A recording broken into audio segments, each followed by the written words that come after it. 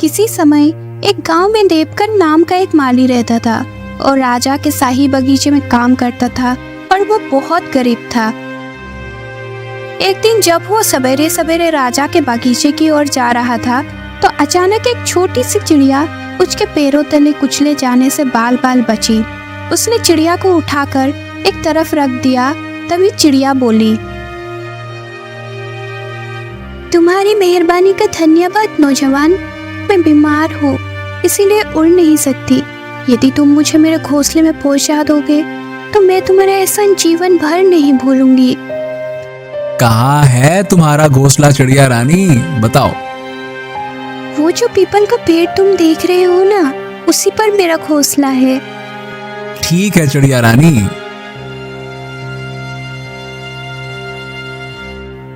देवकन ने चिड़िया को उसके घोंसले में रख दिया। तुम्हारा बहुत बहुत धन्यवाद नौजवान। चिड़िया रानी, जब तुम बीमार हो तो भोजन करने कैसे जाओगी, क्योंकि तुम तो उड़ ही नहीं सकती, क्यों? जब तक मैं ठीक नहीं हो जाती मुझे भूखा ही रहना पड़ेगा। यदि तुम मेरे खाने के लिए कुछ फूलों का प्रबंध कर दो तो बहुत ही अच्छा होगा, क्योंकि मैं सिर्फ फूल ही खाती हूँ। अरे तुम चिंता मत करो चिड़िया रानी, मैं राजा के बाग में काम करता हूँ। वहाँ सैकड़ों किस्म के फूलों के पौधे लगे हैं। अच्छा, अब मैं चलता हूँ। लौटते समय तुम्हारे लिए मैं ढेर सारे फूल ले आऊंगा, ठीक है?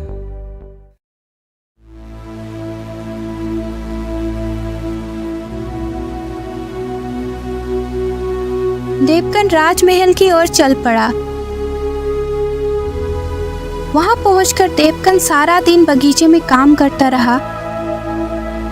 घर लौटते समय जब उसने कुछ फूल तोड़कर अपने जेब में रखे तो उसे प्रमुख माली प्रभुदास ने देख लिया और वो बोला, ओ क्या ये फूल तुम चोरी करके कहाँ ले जा रहे हो? जानते हो शाही फूलों को चोरी करने की सजा क्या है?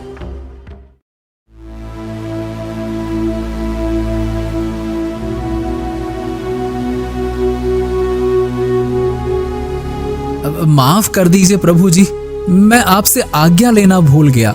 दरअसल ये फूल मैं एक बीमार। बकवास बंद करो, मैं इसी वक्त तुम्हें सैनिकों के हवाले करूंगा, समझे? नहीं नहीं नहीं नहीं नहीं, मुझे क्षमा कर दीजिए प्रभु जी। मुझे चाहे तो सजा दे दीजिए, लेकिन सैनिकों के हवाले मत कीजिएगा। एक ही शर्त पर मैं तुम्हारी चोरी छिपा सकता हूँ और तुम्हारी जान बचा सकता हूँ। मुझे आपकी हर शर्त मंजूर है। तुम्हें इन फूलों की कीमत यानी चांदी का एक छोटा सा सिक्का मुझे देना होगा, समझे? ठीक है, ये लीजिए प्रमुख जी।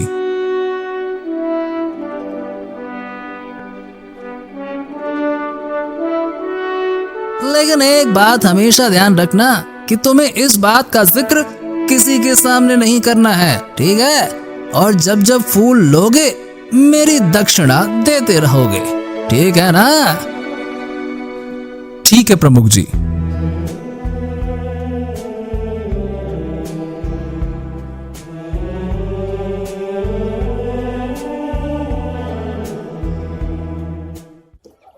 वहां से देवकन सीधा चिड़िया के पास पहुंचा। ये लो चिड़िया रानी, अपना आहार अच्छे से खाओ। उस दिन से देवकन रोज बाग से फूल तोड़ता और उसकी कीमत प्रमुख माली को देकर फूल चिड़िया को पहुंचा आता। तुम मेरे लिए कितना कष्ट उठा रहे हो युवक। ऐसी कोई बात नहीं है चिड़िया रानी, तुम्हारी मदद करके मुझे खुशी मिलती है। तुम जल्दी से मस्त हो जाओ, अच्छी हो जाओ, ठीक है? चलो, अच्छा मैं चलता हूँ, है ना?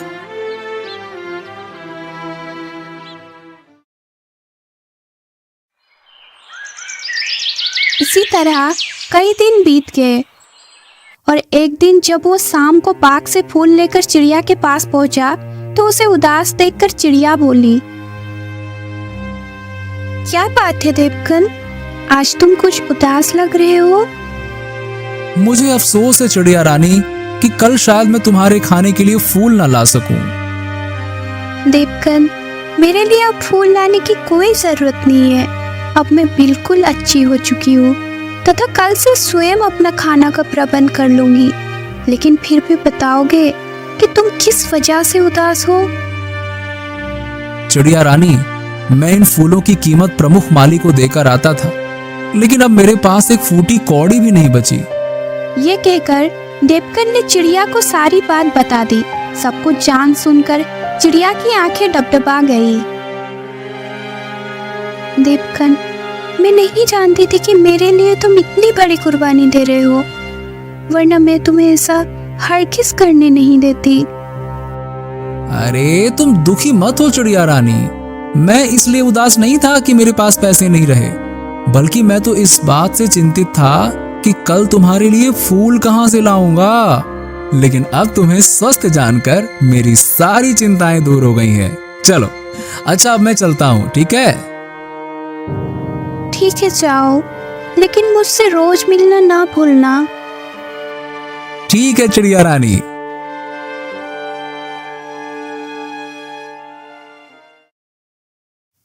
उस दिन से देवकन चिड़िया के लिए फूल तो नहीं लाता, लेकिन काम से लौटते वक्त रोज उससे मिलकर जरूर जाता।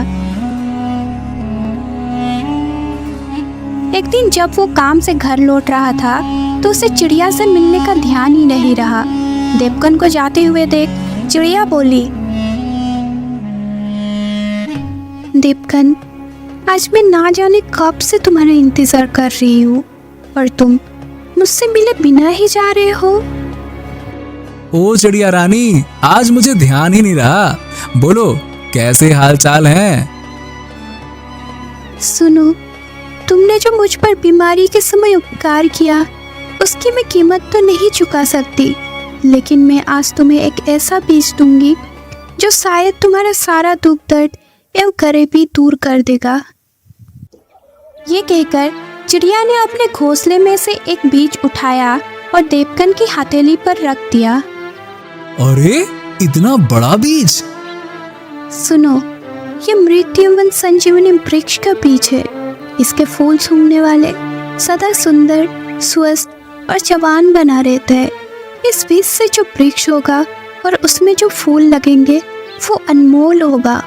तुम उन्हें बेचकर बहुत सा धन कमा सकते हो, लेकिन ध्यान रखना, इसका वृक्ष 1 महीने में ही बड़ा हो जाएगा और वे फूल उस पर सूर्य छुपने के बाद ही रोज रात को निकलेंगे और भोर होने पे लुप्त हो जाएंगे।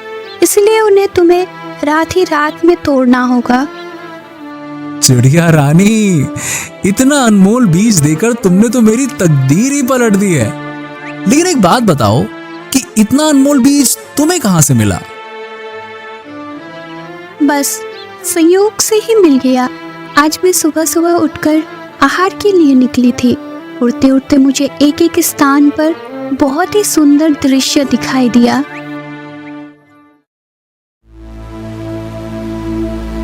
ओह परिया, मुझे नीचे चलकर उनकी टाल लेनी चाहिए। हो सकता है उनकी बातचीत से मुझे कोई ऐसा उपाय सूझ जाए जिससे मैं देवकन की गरीबी दूर करने में उसकी मदद कर सकूं। ये सोचकर मैं नीचे उतरी और एक पेड़ पर बैठकर उनकी बातें सुनने लगी। सखी, आज बहुत समय बाद सैर सपाटा करने में बहुत आनंद आया है। मैं तो अब यहाँ रोज आया करूँगी। मैं भी। जब हमने रोज ही यहाँ आना है तो क्यों ना यहाँ मृत्युवन संजीवनी वृक्ष लगा दे, ताकि सैर सपाटा के पश्चात उसके फूलों की महक ले सके और सदा सदा के लिए स्वस्थ वो जवान रह सके। हाँ हाँ, तुम ठीक कहती हो। यहाँ दूर दूर तक कोई इंसान नजर नहीं आता है, अतः वो वृक्ष भी सुरक्षित रहेगा।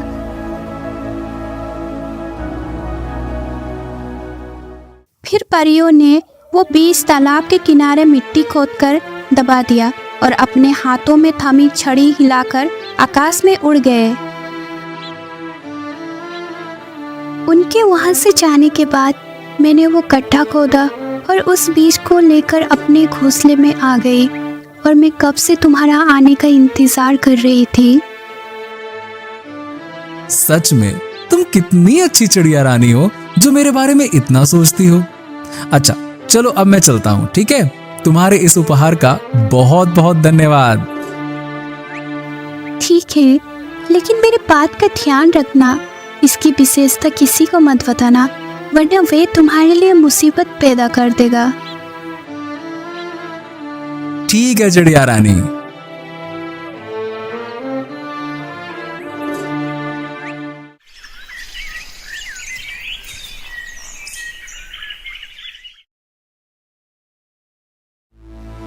चिड़िया रानी ने ये अनमोल बीज तो दिया है, लेकिन इसे गाड़ूंगा कहाँ? यदि इसे घर के बाहर गाड़ता हूँ तो वृक्ष के बड़े होते ही और फूलों के लगते ही लोगों को तो इसकी विशेषता पता चल जाएगी और वो सारे फूल तोड़ लेंगे। और अपने घर के अलावा मेरे पास ऐसी कोई और सुरक्षित जगह भी तो नहीं है जहां मैं उस पेड़ को लोगों की निगाहों से बचाकर रख सकूं। फिर उस बीज को लगाऊं कहाँ?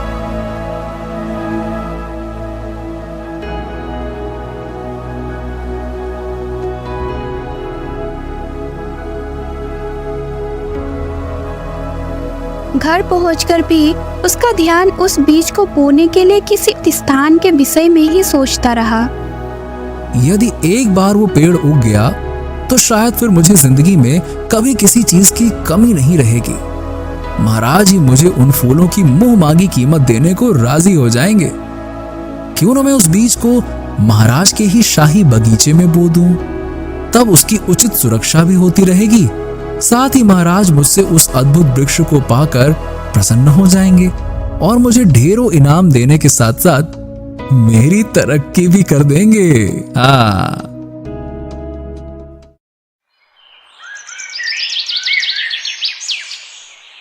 अगले दिन वो रोज की ही तरह शाही बाग में पहुंचा और एक स्थान देखकर बीज बोने के लिए गड्ढा खोदने लगा। उसे गड्ढा खोदते हुए प्रमुख माली ने देख लिया और वो कहने लगा, ए मूर्ख, तू यहाँ क्या कर रहा है? प्रमुख जी, मैं यहाँ एक अजीबोगरीब फूलों का वृक्ष का बीज बो रहा हूँ। फिर देवकन ने प्रमुख माली प्रभुदास को उस बीज और उसके निकलने वाले वृक्ष या फूलों की सारी विशेषता बता दी। सब कुछ सुनकर प्रमुख माली की आंखों में लालच की गहरी चमक उभर आई। अगर इसकी बात सच है तो वास्तव में ये बीज अनमोल है। इससे तो मैं महाराज से लाखों मोहरे कमा सकता हूँ। क्यों ना एक माह में इसका परिणाम देख तो लूं पहले। प्रमुख जी, कृपया मुझे इसे बोने की इजाजत तो दीजिए। वृक्ष के उगने पर फूलों से जो आमदनी होगी उसमें आधा हिस्सा मैं आपको भी दूंगा। हाँ ठीक है, तुम इसे बो सकते हो। अच्छा देवकांत, ये बताओ कि ये अद्भुत बीज तुम्हें मिला कहाँ से? प्रमुख जी, मुझे एक चिड़िया ने दिया है। फिर देवकन ने उसे चिड़िया के मिलने से लेकर बीज के मिलने तक की कहानी बता दी। बीज बोने के बाद देवकन दूसरे कामों में जुट गया और प्रमुख माली भी अपने काम में जुट गया। लेकिन उस दिन से प्रमुख माली उससे बहुत अच्छे ढंग से पेश आने लगा और उसकी मदद भी करने लगा।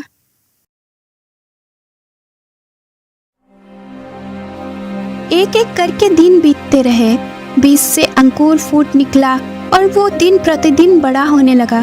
ठीक 30 दिन बाद उस पौधे ने एक विशाल वृक्ष का रूप धारण कर लिया। देवकन और प्रमुख माली दिन भर अपने अपने काम में जुटे रहे। फिर जैसे ही सूरज डूबा, राजमहल और आसपास का वातावरण अद्भुत सुगंध से महक उठा। प्रमुख जी, देखिए वृक्ष पर फूल खिल उठे हैं। वाह वाह वाह देवकांत, कितनी मनमोहक सुगंध है इन फूलों की। क्या बात है, मैं अपने आप को बिल्कुल तरोताजा स्वस्थ महसूस कर रहा हूँ। देवकांत, इसका मतलब ये हुआ कि ये फूल निसंदेह चमत्कारी है ना? तभी देवकन आनंद विभोर होकर फूल तोड़ने के लिए वृक्ष की ओर बढ़ा और झटपट फूल तोड़ने लगा। बस इतने फूल काफी हैं। सिपाहियों, गिरफ्तार कर लो इस चोर को। आज ये चोर रंगे हाथों पकड़ा गया। मैं पकड़ो इसको।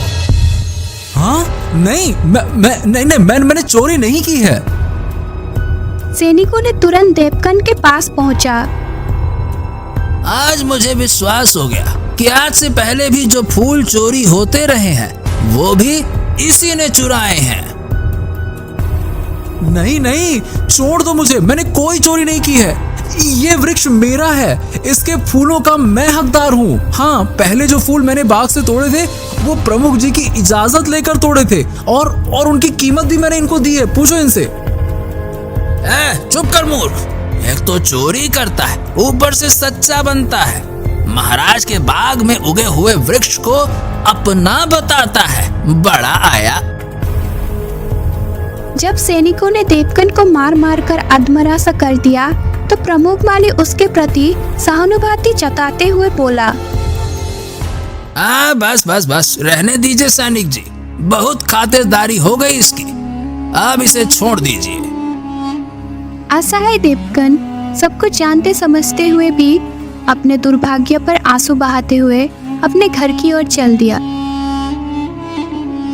देवकन और सैनिकों के जाने के बाद प्रभुदास जमीन पर बिखरे उन फूलों को एकत्रित करने लगा जो देवकन ने वृक्ष से तोड़े थे। इन फूलों का गुलदस्ता बनाकर मैं महाराज को पेश करूंगा और ढेर सारा इनाम पाऊंगा। इधर देवकन सीधा चिड़िया रानी के पास पहुंचा और रोते रोते उसे सारा किस्सा कह सुनाया। ओह, ये तो बड़ा ही बुरा हुआ देवकन। मैंने तो पहले ही तुम्हें मना किया था कि इस विषय में किसी को कुछ मत बताना। सच कहता हूँ चिड़िया रानी, मुझसे वास्तव में बहुत बड़ी भूल हो गई जो मैंने प्रमुख माली पर विश्वास किया। खीर, तुम दुखी मत हो। अब तुम घर जाओ। मैं जल्दी ही कोई ऐसा उपाय करूंगी कि तुम्हें भूखा ना मरना पड़े। ठीक है चिड़िया रानी। और चिड़िया से विदा लेकर देवकन उदास सा अपना घर लौट गया। इधर प्रमुख माली प्रभुदास ने जैसे ही चमत्कारी फूलों का एक गुलदस्ता तैयार किया, राजमहल का एक कर्मचारी उनके पास आ पहुंचा और बोला, प्रभुदास जी, महाराज ने तुम्हें याद किया है। ओह, मैं तो स्वयं ही उनसे मिलने आ रहा था। चलो चलते हैं।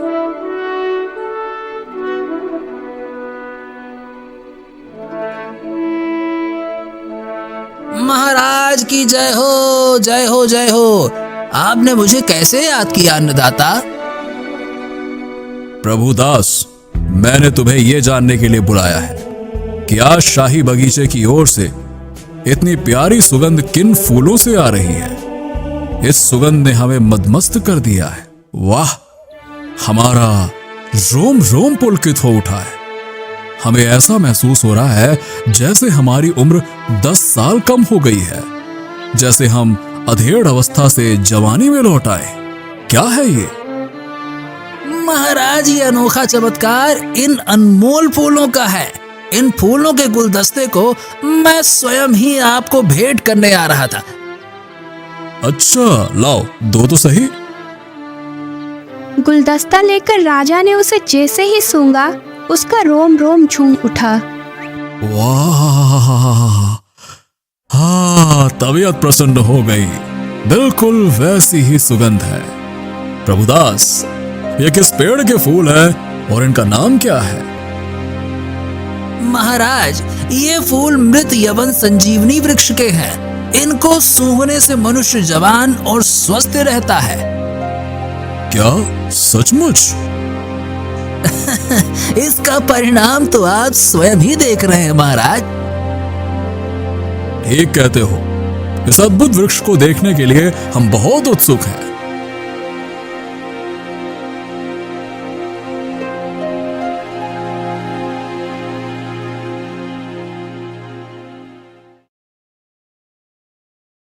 निसंदेह जितने फूल सुंदर है उतना ही वृक्ष भी सुंदर है। महाराज, मैंने कई वर्षों की कड़ी मेहनत के पश्चात इसे उगाया है। इसके फूल केवल रात में ही खिलते हैं और भोर होते होते लुप्त हो जाते हैं। प्रभुदास, तुम्हें इस अद्भुत वृक्ष का बीज कहां से मिला?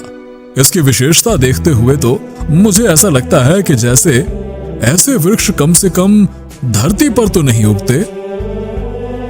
महाराज, इस वृक्ष का बीज मुझे एक परी ने दिया था, जिसकी मैंने किसी समय बहुत मदद की थी। फिर प्रभुदास ने राजा को एक मनगढ़ंत कहानी सुना दी। कहानी सुनकर राजा उससे बहुत प्रभावित हुआ और कहने लगा, मुझे नहीं मालूम था प्रभुदास कि मेरे राज्य में तुम जैसे योग्य, नेक और दयालु व्यक्ति भी हैं, जो तन मन धन से हमारी सेवा में जुटे हुए हैं। खुश हुए हम तुम्हारी वफादारी, ईमानदारी और कर्तव्य निष्ठा से बहुत प्रसन्न हुए प्रभुदास। अतः इनाम स्वरूप यह स्वर्ण मुद्राएं रख लो। कल सुबह दरबार में उपस्थित होना, हम तुम्हें 1000 स्वर्ण मुद्राएं और दिलवाएंगे, जो वृक्ष के ऊपर आए खर्च की बाबत होगी। महाराज की हमेशा जय जयकार होती रहे। आप महान है महाराज, महान है। आप दयालु हैं। आपको ईश्वर सदा संपन्न रखे।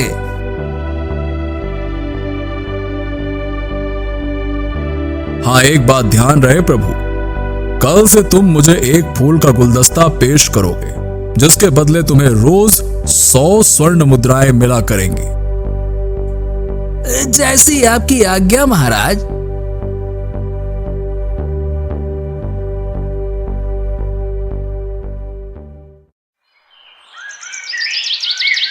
अगले दिन दरबार में जाकर प्रभुदास ने 1000 स्वर्ण मुद्राएं प्राप्त कर ली और उसी रात से वो रोज चमत्कारी फूलों का गुलदस्ता बनाकर राजा को देने लगा। राजा फूलों को सूंघता और बहुत खुश होता। वाह, जवाब नहीं इन फूलों का। कुछ ही दिनों में हमारी कायाकल्प हो गई है। हम तो बूढ़े से जवान हो गए हैं। उधर देवकन ने एक सेठ के यहाँ मेहनत मजदूरी करना आरंभ कर दिया, जबकि प्रभुदास दोनों हाथों से धन बटोर रहा था। कई दिन बीतने के पश्चात एक रात को परिया राजा के महल के ऊपर से गुजर रही थी, तो उन्होंने वही मृत संजीवनी वृक्ष देखा और कहने लगी, अरे वो देखो, मृत्युवन संजीवनी वृक्ष है। परिया तुरंत नीचे उतरी। वह राजा का शाही बाग ही था। लेकिन ये वृक्ष यहाँ आया कैसे? ये तो किसी राजा का बाग लगता है। हाँ, लगता है ये वृक्ष उसी बीज से उगा है, जिसे हमने 1 माह और कुछ हफ्ते पहले तालाब के किनारे गाड़ा था और जो अगले ही दिन आश्चर्यजनक तरीके से गायब हो गया था। इसका मतलब ये हुआ कि उस समय हमारे आसपास कोई मनुष्य था, जिसने ना केवल हमारी बातचीत सुन ली होगी, बल्कि हमारे जाने के बाद उसने उस बीज को भी निकाल लिया होगा। तब तो हमें उस चोर को सजा देनी चाहिए। लेकिन चोर का पता कैसे चलेगा? उसका पता लगाना कोई ज्यादा मुश्किल नहीं है। जिसे इस पेड़ की विशेषता मालूम है, वो जरूर रात को फूल तोड़ने यहाँ आता होगा। ठीक कहती हो सखी, लेकिन जिस दिन वो हमारे निगाह में आ गया, वो रात उसके जीवन की आखिरी रात होगी। आओ अब हम इन फूलों का आनंद लें।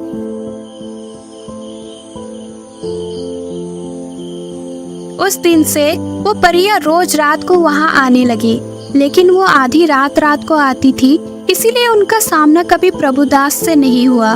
प्रभुदास तो पेड़ पर फूल खिलते ही थोड़ा सा फूल तोड़कर उनका गुलदस्ता बनाकर राजा को दे देता था। विधि का विधान देखिए, राजा की पत्नी के स्वर्गवास हुए तो कई वर्ष बीत चुके थे, लेकिन उनकी एक लौती जवान बेटी, जो कि 6 माह से विदेश भ्रमण के लिए गई हुई थी, अचानक एक दिन वापस लौट आई। उसे देखकर महाराज बहुत खुश हुए और कहने लगे, बेटी मधुमिता, तुम्हें देखकर हमें बहुत प्रसन्नता हुई है। और वो अपने पिता को घूर कर देखने लगी। क्यों? क्या हुआ? तुम मुझे इस तरह से घूर क्यों रही हो? पिताजी, ये आप 6 माह में अचानक जवान कैसे हो गए? क्या कोई मृत्युवन संजीवनी आपके हाथ लग गई है? कुछ ऐसा ही समझ लो बेटी। अच्छा पहले भीतर तो चलो, फिर आराम से वार्तालाप होगी। आओ। लेकिन पिता और बेटी को एक दूसरे से मिलने की इतनी खुशी थी कि खाने पीने और इधर उधर की बातचीत करने के माध्य ना तो मधुमिता को अपने पिता की जवानी का राज जानने का ध्यान रहा और ना ही राजा को इस बारे में उसे कुछ बताया।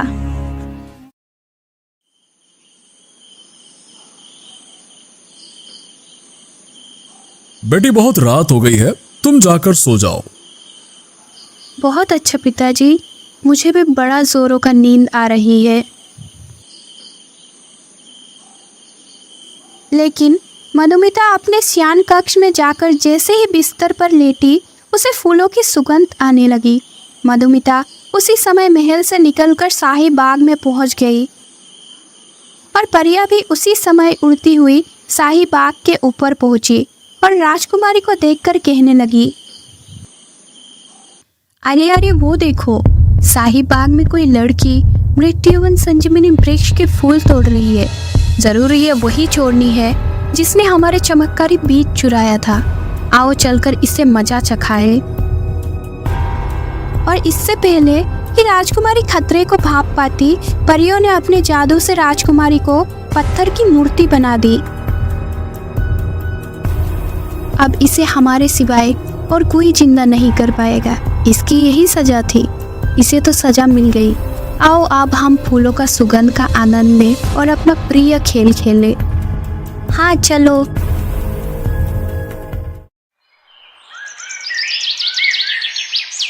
अगले दिन भोर होने के साथ ही पूरे महल में हंगामा मच गया।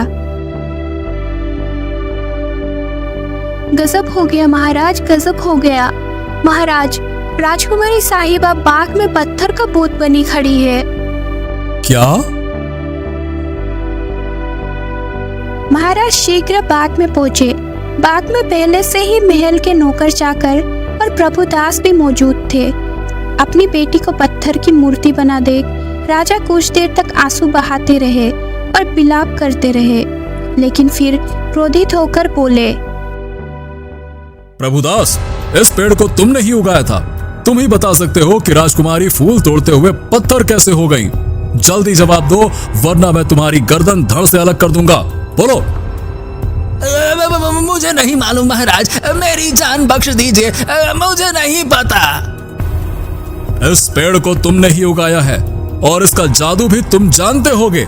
जल्दी बताओ, हमारी बेटी पत्थर कैसे बनी? अब प्रभुदास को सच्चाई बताने में ही अपना भलाई नजर आया, तो वो कहने लगा, महाराज, मैंने धन के लालच में आकर आपसे झूठ कहा था कि इस अद्भुत पेड़ को मैंने उगाया है। वास्तव में इस पेड़ को उगाने वाला देवकांत है, जिसे मैंने यहाँ से भगा दिया था। क्या?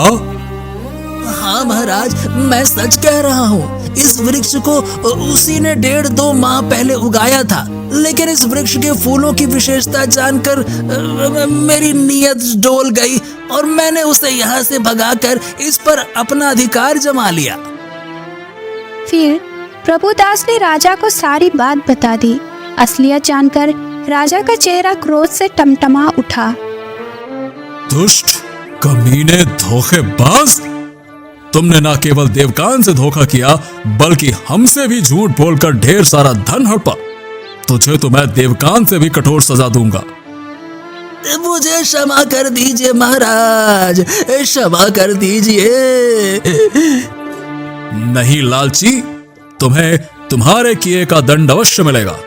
सैनिकों, ले जाओ इस दुष्ट को और जीवन भर के लिए काल कोठरी में डाल दो और देवकांत को जल्द से जल्द मेरे सामने हाजिर किया जाए।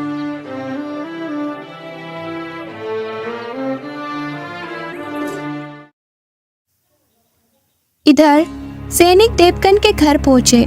संयोग से उस समय देवकन घर पर ही था। देवकन सैनिकों के साथ राजमहल जाने लगा।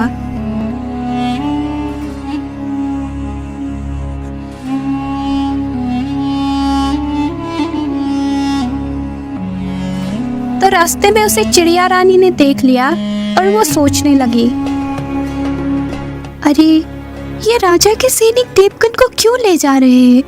क्या कसूर किया है देवकन ने? मुझे तुरंत राजमहल पहुंचकर कारण जानना चाहिए। कुछ देर बाद सैनिकों ने देवकन को राजा के सामने पेश किया। देवकन कहने लगा, प्रणाम महाराज। देवकांत, तुमने हमारे शाही बाग में ऐसा जादुई पेड़ उगाया जिसे छूते ही हमारी बेटी पत्थर का बुद्ध बन गई।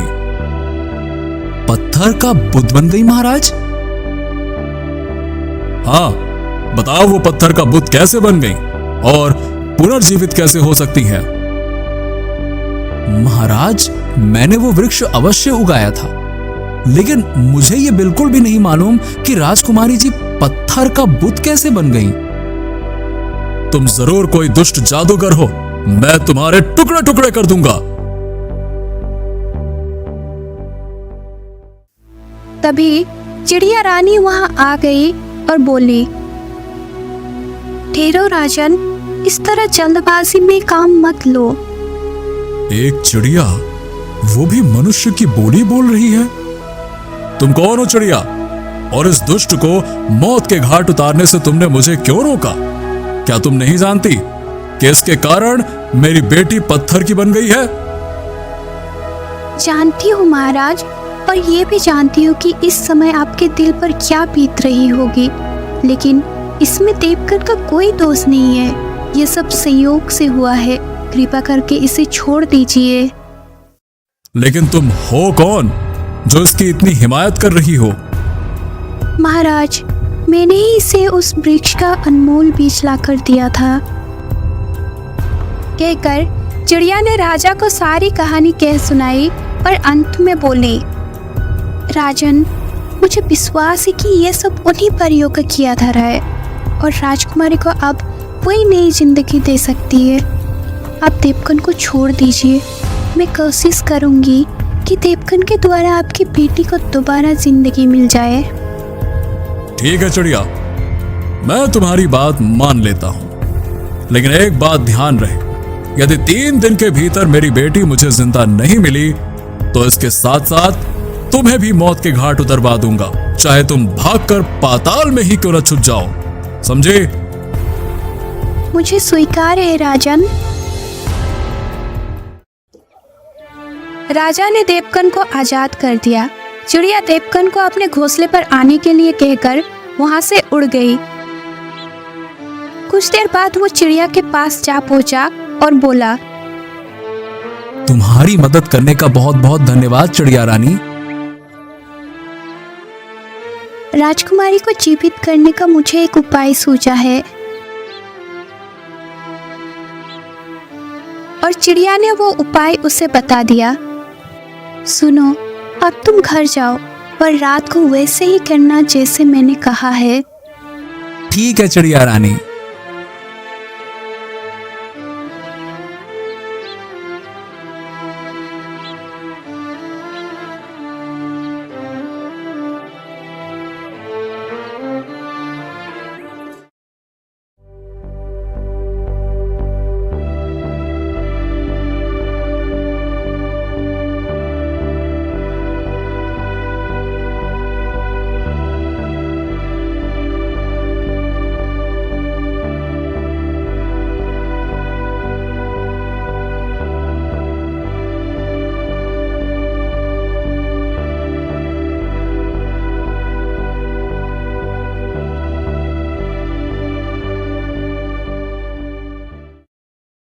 अरे सखिया, वो देखो, उस दुष्ट आदमी ने हमारी जादू छड़िया अपने कब्जे में कर ली है।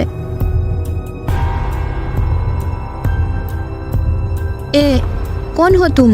लाओ हमारी छड़िया हमें वापस करो। परियों, मैं इस शर्त पर ही आपको चिड़िया वापस कर सकता हूँ कि आप राजकुमारी को पुनर्जिंदा कर दोगे। नहीं नहीं, हम इस चोरनी को हरगिज जिंदा नहीं करेंगे। आप लोगों को भ्रम हुआ है परी देवियों, चोर राजकुमारी जी नहीं, चोर तो मैं हूँ। और फिर देवकन ने उन्हें अपने साथ हुए सारी कहानी कह सुनाई।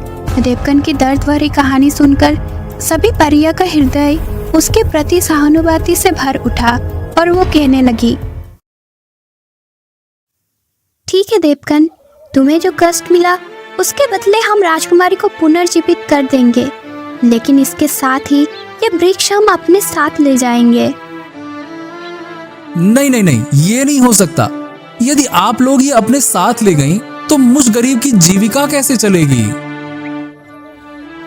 उसके लिए तुम चिंता ना करो, हम तुम्हें राजा के महल से भी बड़ा और सुंदर महल देंगे तथा इतना धन देंगे कि तुम्हें कभी कुछ करने की जरूरत नहीं पड़ेगी। तुम किसी राजा से कम नहीं रह जाओगे। यदि ऐसी बात है तो मुझे कोई ऐतराज नहीं है। तुम अपना वृक्ष अपने साथ ले जा सकती हो। तो लाओ, हमारी छड़ियाँ हमें वापस करो। देवकन ने उनकी छड़ियाँ उन्हें वापस कर दी। तब एक परी ने अपनी छड़ी राजकुमारी के पूत में घुमाया। राजकुमारी तुरंत जीवित हो उठी और कहने लगी, ये मुझे क्या हो गया था? आप लोग कौन हो? हम सब परियां हैं राजकुमारी, लेकिन तुम्हें देवकन का एहसान मानना चाहिए। इन्हीं के वजह से तुम्हें नया जीवन मिला है। राजकुमारी को सारी बात मालूम हुई तो उसका हृदय देवकन के प्रति प्रगाढ़ प्रेम से भर उठा। अच्छा देवकन, अब हम चलते हैं। अपने घर पहुंचने पर तुम्हें तुम्हारा महल और उसमें रखा अपार धन तुम्हें मिल जाएगा। बहुत अच्छा नेक परियों। और सभी परियां उस मृत संजीवनी वृक्ष को अपने साथ लेकर उड़ने लगी। तब की भोर का उजाला चारों ओर फैलने लगी थी। आइए राजकुमारी जी, मैं आपको आपके पिताजी के पास ले चलता हूँ। आपको सही सलामत देखकर वो बहुत प्रसन्न होंगे। चलिए।